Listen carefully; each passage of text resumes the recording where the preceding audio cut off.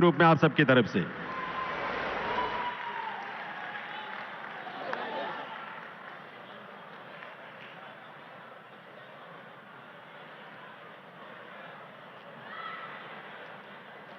और अब मैं आमंत्रित करूंगा गोल्डन पार्क जेजे क्लस्टर से रामचरण जी और शीलाबाई जी को कि वे भी मंच पर आकर इस अवसर पर इस सौभाग्य की इस घड़ी में प्रधानमंत्री महोदय के करकमलों से अपने घर की चाबी, अपना आशियाना, अपनी छत, अपनी जमीन, ऐसे आशियाने की चाबी प्रधानमंत्री महोदय के करकमलों से प्राप्त करेंगे।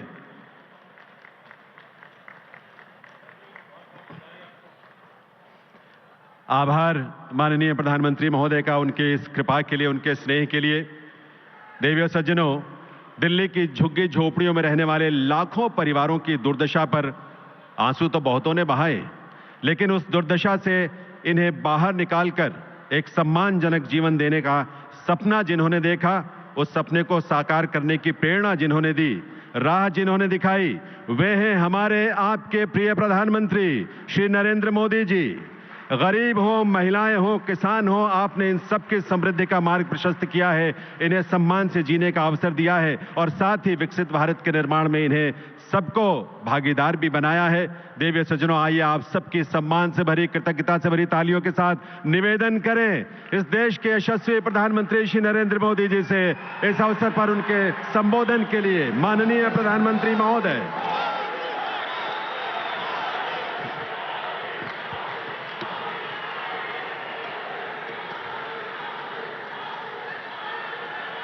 भारत माता की, भारत माता की। केंद्रीय मंत्रिमंडल के मेरे सहयोगी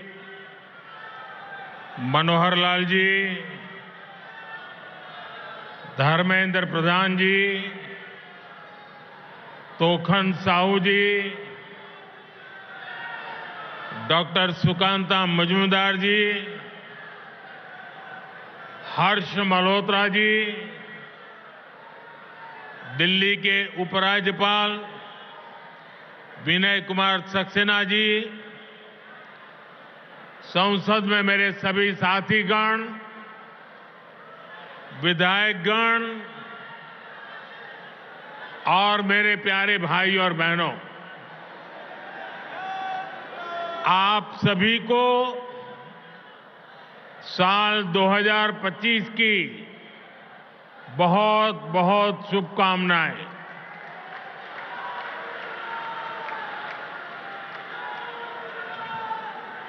साल 2025 भारत के विकास के लिए अनेक नई संभावना लेकर आ रहा है। दुनिया की तीसरी बड़ी आर्थिक ताकत बनने की तरफ हमारी यात्रा इस वर्ष और तेज होने वाली है। आज भारत दुनिया में राजनीतिक और आर्थिक स्थिरता का प्रतीक बना है। साल 2025 में भारत की ये भूमिका और सशक्त होगी। ये वर्ष विश्व में भारत की अंतर्राष्ट्रीय छवि को और सशक्त करने का वर्ष होगा। ये वर्ष भारत को दुनिया का बड़ा मैन्युफैक्चरिंग हब बनाने का वर्ष होगा। ये वर्ष युवाओं को नए स्टार्टअप और एंटरप्रेन्योरशिप में तेजी से आगे बढ़ाने का वर्ष होगा। ये वर्ष कृषि क्षेत्र में नए कीर्तिमानों का वर्ष होगा। ये वर्ष विमेन लेड डेवलपमेंट के हमारे मंत्र को नई ऊंचाई देने का वर्ष होगा। ये वर्ष ईज ऑफ लिविंग बढ़ाने, क्वालिटी ऑफ लाइफ बढ़ाने का वर्ष होगा। आज का ये कार्यक्रम भी इसी संकल्प का एक हिस्सा है। साथियों, आज जिन परियोजनाओं का शिलान्यास और लोकार्पण हुआ है, उनमें गरीबों के घर हैं, स्कूल और कॉलेज से जुड़े प्रोजेक्ट्स हैं। मैं आप सभी को बहुत बहुत बधाई देता हूं। विशेष रूप से मैं उन साथियों को, उन माताओं बहनों को बधाई देता हूं जिनकी एक तरह से अब नई जिंदगी शुरू हो रही है। झुग्गी की जगह पक्का घर, किराए के घर की जगह अपना घर, ये नई शुरुआत ही तो है। जिनको ये घर मिले हैं, ये उनके स्वाभिमान का घर है, ये आत्मसम्मान का घर है, ये नई आशाओं, नए सपनों का घर है। मैं आप सभी की खुशियों में आपके उत्सव का हिस्सा बनने ही आज यहां आया हूं। और आज जब यहां आया हूं तो काफी पुरानी यादें ताजा होना बहुत स्वाभाविक है। आप में से शायद कुछ लोगों को पता होगा, जब आपातकाल का समय था, देश इंदिरा गांधी के तानाशाही रवैये के खिलाफ लड़ाई लड़ रहा था। इमरजेंसी के खिलाफ एक लड़ाई चल रही थी। उस समय मेरे जैसे बहुत साथी अंडरग्राउंड मूवमेंट का हिस्सा थे और उस समय यह अशोक विहार मेरा रहने का स्थान हुआ करता था।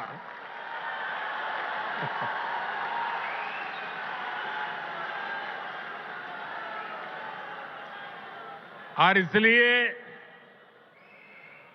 आज अशोक विहार में आते ही बहुत सारी पुरानी यादें ताजा होना बहुत स्वाभाविक है। साथियों, आज पूरा देश विकसित भारत के निर्माण में जुटा है। विकसित भारत में देश के हर नागरिक के पास पक्की छत हो, अच्छे घर हो, ये संकल्प लेकर हम काम कर रहे हैं। इस संकल्प की सिद्धि में दिल्ली का बहुत बड़ा रोल है। इसलिए भाजपा की केंद्र सरकार ने झुग्गियों की जगह पक्का घर बनाने का अभियान शुरू किया। 2 साल पहले भी मुझे कालकाजी एक्सटेंशन में झुग्गियों में रहने वाले भाई बहनों के लिए 3000 से अधिक घरों के शुभारंभ का अवसर मिला था। वो परिवार जिनकी अनेक पीढ़ियां सिर्फ झुग्गियों में ही रही, जिनके सामने कोई उम्मीद नहीं थी, वे पहली बार पक्के घरों में पहुंच रहे हैं। तब मैंने कहा था कि ये तो अभी शुरुआत है। आज यहां और 1,500 घरों की चाबी लोगों को दी गई है। ये स्वाभिमान अपार्टमेंट्स गरीबों के स्वाभिमान को, उनकी गरिमा को बढ़ाने वाले हैं। थोड़ी देर पहले जब कुछ लाभार्थियों से मेरी बातचीत हुई तो मैं यही एहसास उनके भीतर देख रहा था। मैं नया उत्साह, नई ऊर्जा अनुभव कर रहा था। और वहां मुझे कुछ बालक बालिकाओं से भी मिलने का मौका मिला। ऐसा लग रहा था कि वह स्वाभिमान अपार्टमेंट की ऊंचाई जो है ना, उससे भी ऊंचे उनके सपने में देख रहा था।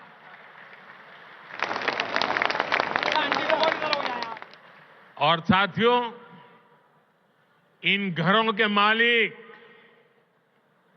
भले ही दिल्ली के अलग अलग लोग हों, लेकिन ये सब के सब मेरे परिवार के ही सदस्य हैं।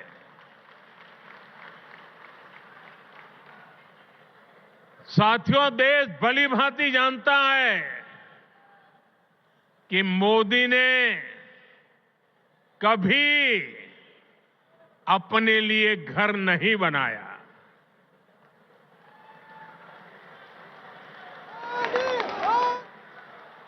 लेकिन बीते 10 वर्षों में 4 करोड़ से अधिक गरीबों के घर, उनका सपना पूरा किया है।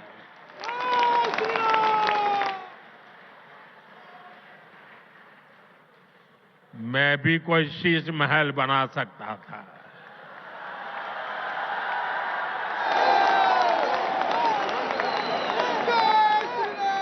लेकिन मेरे लिए तो मेरे देशवासियों को पक्का घर मिले,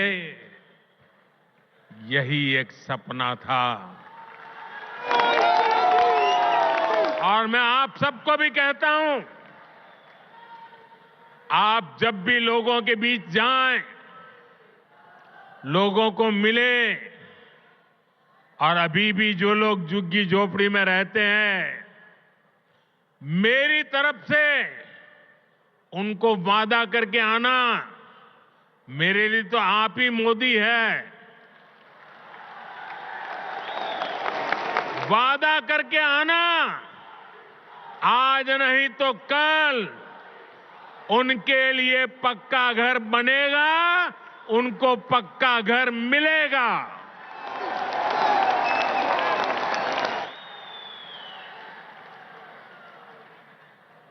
गरीबों के इन घरों में हर वो सुविधा है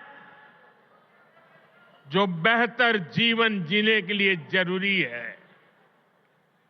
यही तो गरीब का स्वाभिमान जगाता है, आत्मविश्वास बढ़ाता है, जो विकसित भारत की असली ऊर्जा है। और हम यहीं रुकने वाले नहीं हैं। अभी दिल्ली में करीब 3,000 ऐसे ही और घरों के निर्माण का काम कुछ ही समय में पूरा होने वाला है। आने वाले समय में हजारों नए घर दिल्ली वासियों को मिलने वाले हैं। इस क्षेत्र में बहुत बड़ी संख्या में हमारे कर्मचारी भाई बहन रहते हैं। उनके जो आवास थे वे भी काफी पुराने हो चुके थे। उनके लिए भी नए आवास बनाए जा रहे हैं। दिल्ली के अभूतपूर्व विस्तार को देखते हुए ही केंद्र सरकार रोहिणी और द्वारका सब सिटी के बाद अब नरेला सब सिटी के निर्माण को गति दे रही है। साथियों, विकसित भारत बनाने में बहुत बड़ी भूमिका हमारे शहरों की है। हमारे ये शहर ही जहां दूर दूर से लोग बड़े सपने लेकर आते हैं, पूरी ईमानदारी से उन सपनों को पूरा करने में जिंदगी खपा देते हैं। इसलिए केंद्र की भाजपा सरकार हमारे शहरों में रहने वाले हर परिवार को क्वालिटी लाइफ देने में जुटी है। हमारा प्रयास है कि गरीब हो या मिडिल क्लास, उसको अच्छा घर दिलाने में मदद मिले। जो नए नए लोग गांव से शहर आए हैं, उन्हें उचित किराए पर घर मिले। जो मध्यम वर्गीय परिवार है, मिडिल क्लास है, उसको भी अपना सपनों का घर पूरा करने के लिए सरकार पूरी मदद दे रही है। बीते एक दशक से कम लगातार ये काम निरंतर चल रहा है। बीते 10 वर्षों में प्रधानमंत्री आवास योजना शहरी, इसके तहत देश भर में 1 करोड़ से ज्यादा घर बने हैं। इसी योजना के तहत दिल्ली में भी करीब 30,000 नए घर बने हैं। साथियों, अब इस प्रयास को हमने और विस्तार देने की योजना शुरू की है। प्रधानमंत्री आवास योजना शहरी के अगले चरण में शहरी गरीबों के लिए 1 करोड़ नए घर बनने वाले हैं। इन घरों के लिए केंद्र की भाजपा सरकार ही मदद देने वाली है। साल में जिनकी आय 9 लाख रुपए से कम है, उन परिवारों को इस योजना का विशेष फायदा होगा। केंद्र सरकार मिडिल क्लास परिवारों को, मध्यम वर्ग परिवारों का घर का सपना पूरा करने के लिए होम लोन के ब्याज में बहुत बड़ी छूट दी रही है। वो पैसे सरकार दे रही है। साथियों, हर परिवार का सपना होता है कि उसके बच्चे अच्छे से पढ़ें, अच्छे से सीखें और अपने पैरों पर खड़े हो। देश में अच्छे स्कूल कॉलेज हो, यूनिवर्सिटीज हो, अच्छे प्रोफेशनल संस्थान हो, इस पर भाजपा सरकार द्वारा बहुत जोर दिया जा रहा है। हमें सिर्फ बच्चों को पढ़ाना ही नहीं है, बल्कि वर्तमान और भविष्य की जरूरतों के लिए नई पीढ़ी को तैयार भी करना है। नई नेशनल एजुकेशन पॉलिसी में इसी बात का ध्यान रखा गया है। नई राष्ट्रीय शिक्षा नीति गरीब परिवार का बच्चा हो, मध्यम परिवार के संतान हो, उनको नए अवसर देने वाली नीति को लेकर चलता है।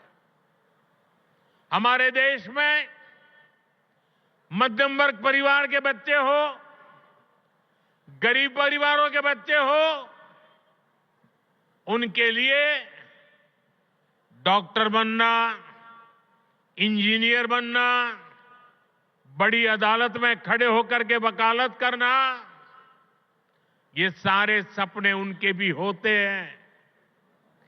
लेकिन मध्यम वर्ग के परिवार के लिए अंग्रेजी माध्यम की स्कूल में बच्चों को पढ़ाना आसान नहीं होता है। गरीब के लिए बच्चों को अंग्रेजी में शिक्षा देना मुश्किल होता है। अगर मेरे मध्यम वर्ग के बच्चे, मेरे गरीब परिवार के बच्चे क्या अंग्रेजी के अभाव में डॉक्टर इंजीनियर नहीं बन सकते हैं क्या उनका डॉक्टर इंजीनियर बनने का सपना पूरा होना चाहिए कि नहीं होना चाहिए? और इसलिए आजादी के इतने सालों तक काम नहीं हुआ, वो आपके इस सेवक ने कर दिया है। अब वो अपनी मातृभाषा में पढ़ करके डॉक्टर भी बन सकता है, इंजीनियर भी बन सकता है और बड़ी से बड़ी अदालत में मुकदमा भी लड़ सकता है। साथियों, देश की शिक्षा व्यवस्था को बेहतर बनाने में सीबीएसई की बड़ी भूमिका है। इसका दायरा निरंतर बढ़ रहा है। इसको देखते हुए ही सीबीएसई का नया भवन बनाया है। इससे आधुनिक शिक्षा का विस्तार करने में, परीक्षा के आधुनिक तौर तरीकों को अपनाने में मदद मिलेगी। साथियों, उच्च शिक्षा के मामले में दिल्ली यूनिवर्सिटी की प्रतिष्ठा भी लगातार मजबूत हो रही है और ये मेरा सौभाग्य है, मुझे भी दिल्ली यूनिवर्सिटी का विद्यार्थी रहने का सौभाग्य मिला। हमारा प्रयास है कि दिल्ली के युवाओं को यहीं पर उच्च शिक्षा के ज्यादा से ज्यादा अवसर मिले। आज जिन नए परिसरों का शिलान्यास किया गया है, इससे हर वर्ष सैकड़ों नए साथियों को डीयू में पढ़ाई का अवसर मिलेगा। डीयू के पूर्वी कैंपस और पश्चिमी कैंपस का इंतजार लंबे समय से हो रहा था। अब ये इंतजार खत्म होने जा रहा है। सूरजमल विहार में पूर्वी कैंपस और द्वारका में पश्चिमी कैंपस पर अब तेजी से काम होगा। वहीं नजफगढ़ में वीर सावरकर जी के नाम पर नया कॉलेज भी बनने जा रहा है। साथियों, एक तरफ दिल्ली में शिक्षा व्यवस्था के लिए केंद्र सरकार के प्रयास है, वहीं दूसरी तरफ यहां की राज्य सरकार का कोरा झूठ भी है। दिल्ली में जो लोग राज्य सरकार में पिछले 10 साल से उन्होंने यहां की स्कूली शिक्षा व्यवस्था को बहुत नुकसान पहुंचाया है। हालात ये हैं कि समग्र शिक्षा अभियान के तहत जो पैसे भारत सरकार ने दिए, ये दिल्ली में ऐसी सरकार बैठी है जिसको दिल्ली के बच्चों के भविष्य की परवाह नहीं है, जो पैसे शिक्षा के लिए भारत सरकार ने दिए, आधे पैसे भी पढ़ाई के लिए खर्च नहीं कर पाए लोग।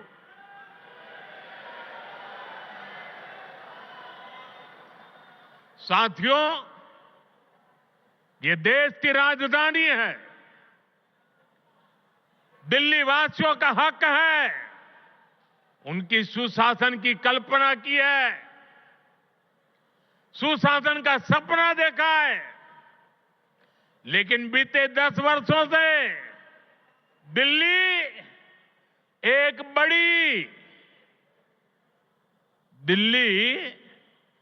एक बड़ी आपदा से घिरी है।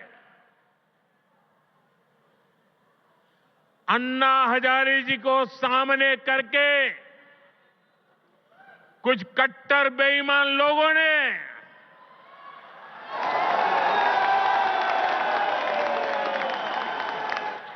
दिल्ली को आपदा में धकेल दिया।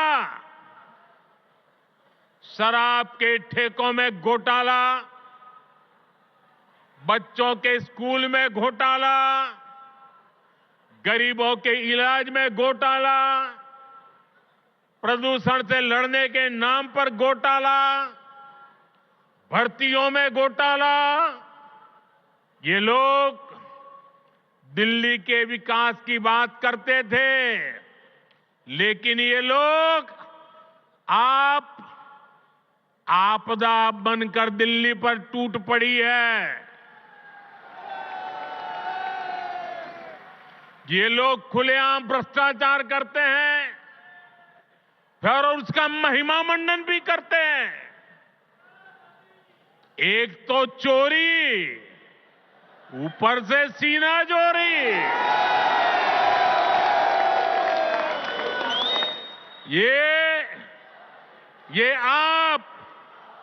ये आपदा दिल्ली पर आई है और इसलिए दिल्ली वालों ने आपदा के विरुद्ध जंग छेड़ दी है।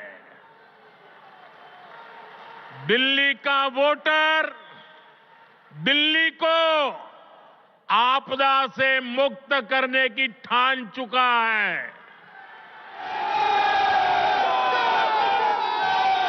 दिल्ली का हर नागरिक कह रहा है, दिल्ली का हर बच्चा कह रहा है, दिल्ली की हर गली से आवाज आ रही है, आपदा को नहीं सहेंगे, बदल के रहेंगे। आपदा को नहीं सहेंगे, आपदा को नहीं सहेंगे, आपदा को नहीं सहेंगे, आपदा को नहीं सहेंगे। साथियों, दिल्ली देश की राजधानी है।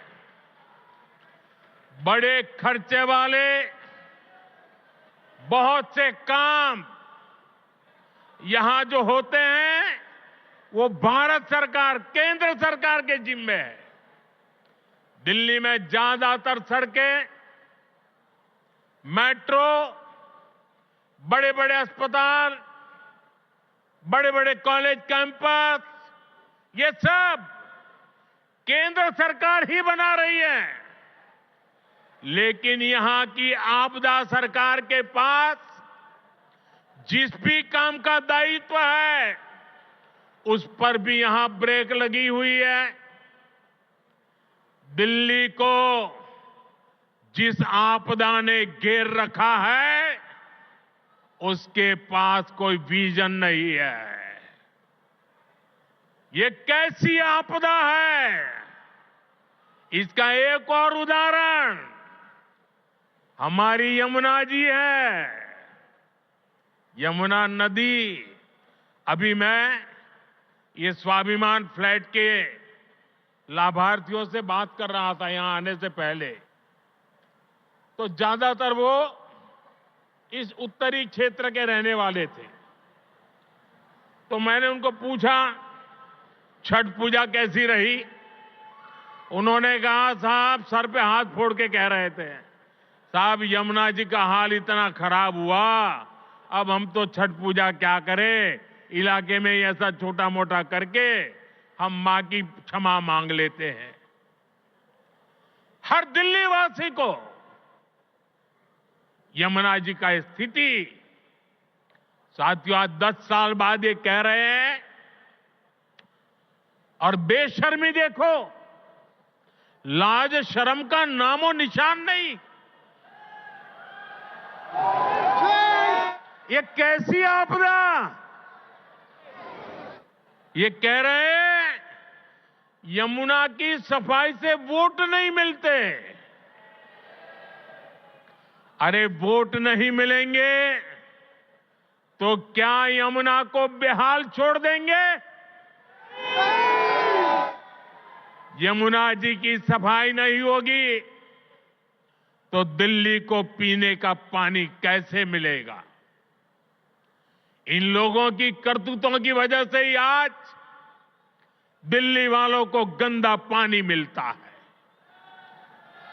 इस आपदा ने दिल्ली वालों के जीवन को टैंकर माफिया के हवाले कर दिया है।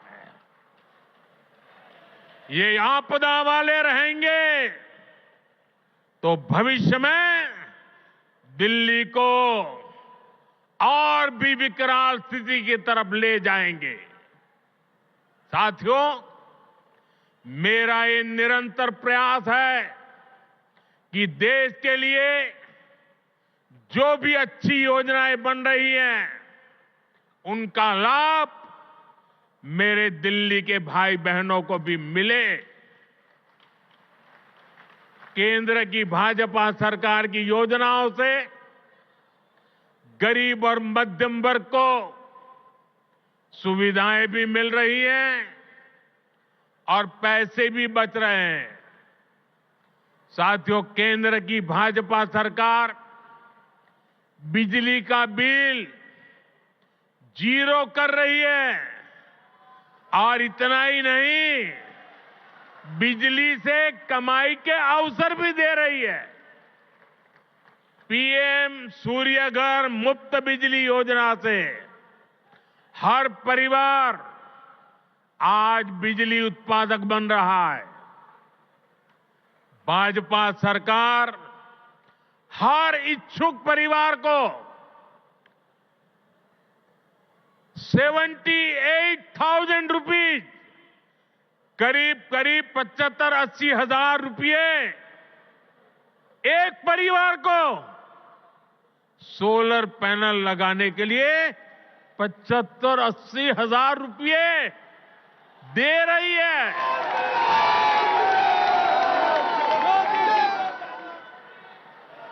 अभी तक देश भर में करीब 7.5 लाख घरों की छत पर पैनल लग चुके हैं। इससे जरूरत की बिजली मुफ्त मिलेगी और बची हुई बिजली का पैसा सरकार आपको देगी। मैं दिल्ली के लोगों को विश्वास दिलाता हूं, दिल्ली में भाजपा का मुख्यमंत्री बनते ही प्रधानमंत्री सूर्यघर मुफ्त बिजली योजना और तेजी से लागू की जाएगी।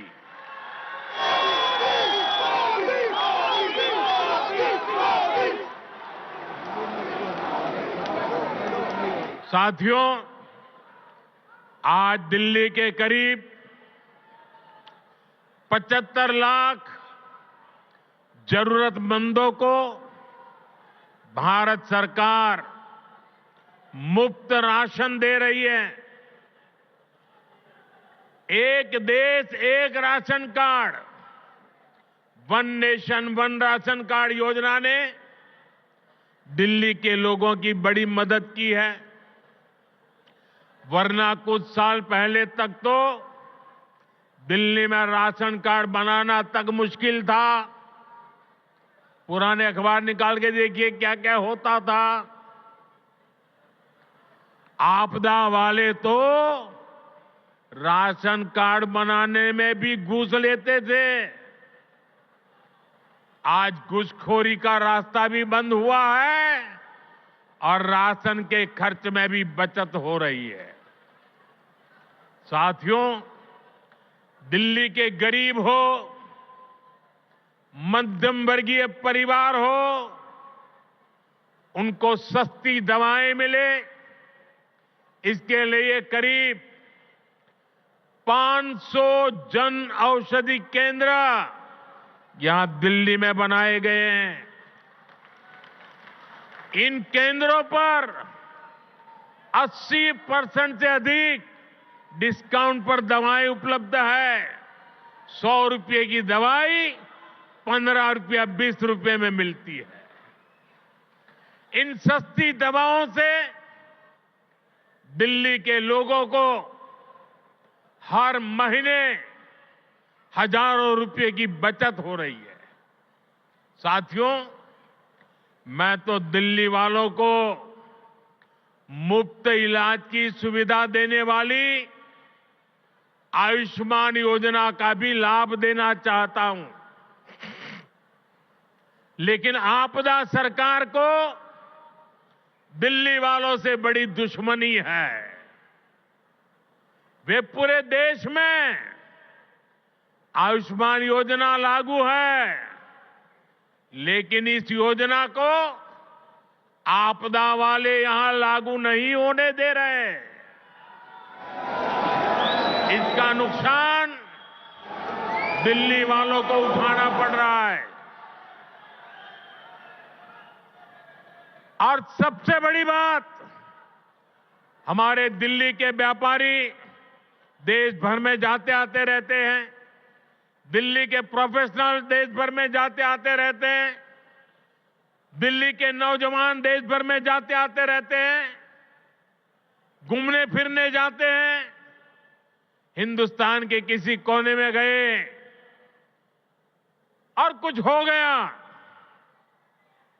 अगर आयुष्मान कार्ड होगा तो कार्ड वहां पर भी आपकी ट्रीटमेंट की गारंटी बन जाएगा। लेकिन ये लाभ दिल्ली को नहीं मिल रहा है, क्योंकि दिल्ली की आपदा सरकार आपको आयुष्मान से जोड़ नहीं रही है। और इसलिए हिंदुस्तान में कहीं गए, कुछ हो गया, ये मोदी चाहते हुए भी आपकी सेवा नहीं कर पाता है, ये आपदा के पाप के कारण। साथियों, भाजपा सरकार 70 साल की आयु के ऊपर के बुजुर्गों को भी आयुष्मान योजना के दायरे में ले आई है। किसी भी परिवार का 70 साल से ऊपर का व्यक्ति अब उनके बच्चों को उसकी बीमारी की चिंता नहीं करनी पड़ेगी, ये आपका बेटा उनकी चिंता करेगा। लेकिन मुझे बड़े दुख के साथ कहना पड़ रहा है कि बेटा दिल्ली के बुजुर्गों की कितनी सेवा करना चाहे, लेकिन आपदा वालों ने दिल्ली के बुजुर्गों को उस सेवा से वंचित कर दिया है। फायदा नहीं ले पा रहे हैं। आपदा वालों का स्वार्थ, आपदा वालों की जीत, आपदा वालों का अहंकार आपके जीवन से वो ज्यादा बड़ा मानते हैं। साथियों, दिल्ली के लोगों के लिए भारत सरकार पूरी संवेदनशीलता से काम कर रही है। दिल्ली की अनेकों कॉलोनियों को रेगुलर करके भाजपा सरकार ने लाखों लोगों की चिंता दूर की है।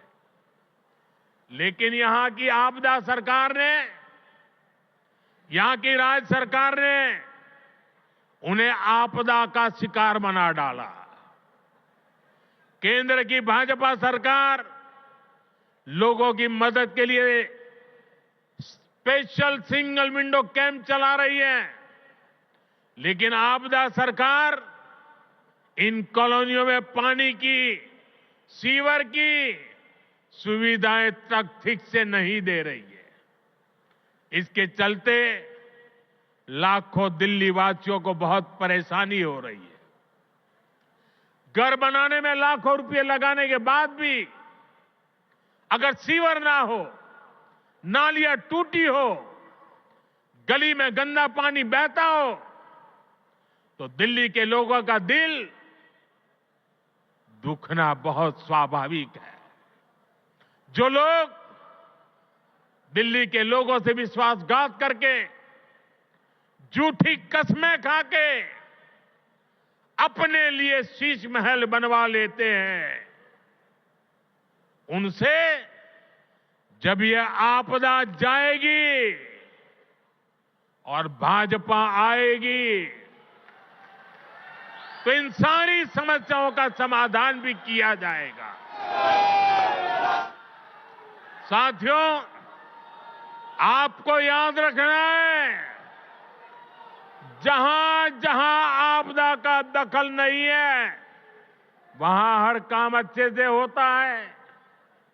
आपके सामने डीडीए, दिल्ली डेवलपमेंट अथॉरिटी का उदाहरण है। डीडीए में आपदा का उतना दखल नहीं है।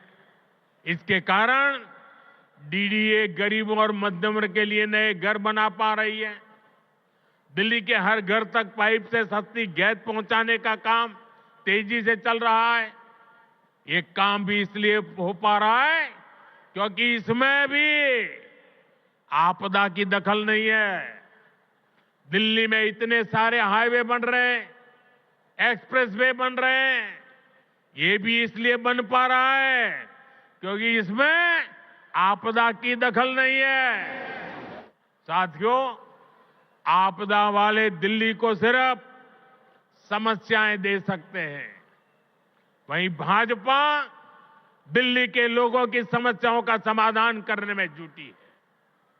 2 दिन पहले ही हमारे दिल्ली के 7 एमपी, हमारे सांसद ने यहां की ट्रैफिक की समस्या को दूर करने के लिए अहम सुझाव भारत सरकार को दिए हैं। दिल्ली एयरपोर्ट के नजदीक शिव मूर्ति से नेल्सन मंडेला मार्ग तक टनल बनाना हो, दिल्ली अमृतसर कटरा एक्सप्रेसवे को केएमपी एक्सप्रेसवे से जोड़ना हो, दिल्ली देहरादून एक्सप्रेसवे को अर्बन एक्सटेंशन रोड 2 से जोड़ना हो, या दिल्ली का ईस्टर्न बाईपास हो, ये हमारे सांसदों ने जो सुझाव दिए, इन सुझावों को भारत सरकार ने मान लिया है।